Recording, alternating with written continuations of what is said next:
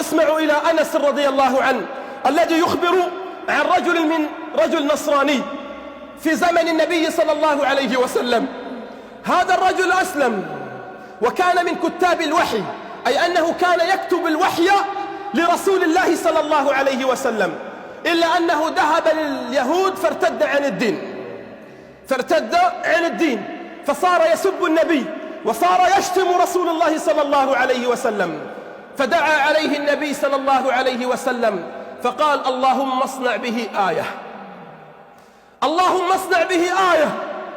وها نحن في هذا الزمان ننادي ونقول: يا رب أرنا آيتك في من آذوا رسول الله، يا رب أرنا بأعيننا واشف صدور قوم مؤمنين من الذين رسموا رسول الله، من الذين آذوا رسول الله، من الذين تعرضوا لعرض ولشرف رسول الله صلى الله عليه وسلم.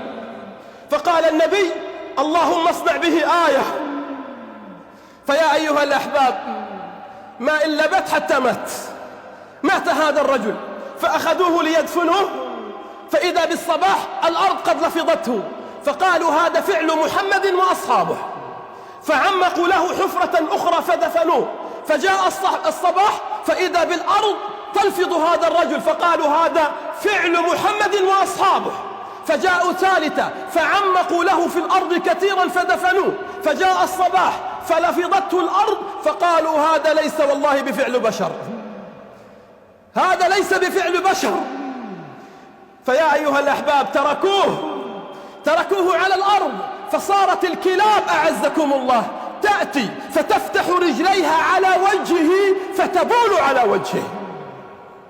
فصارت الكلاب تأتي تفتح رجليها على وجهه فتبول على وجهه.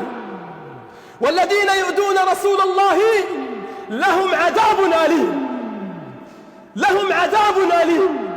هذا جزاء من ينتقص من رسول الله، هذا جزاء من يتعرض لرسول الله صلى الله عليه وسلم.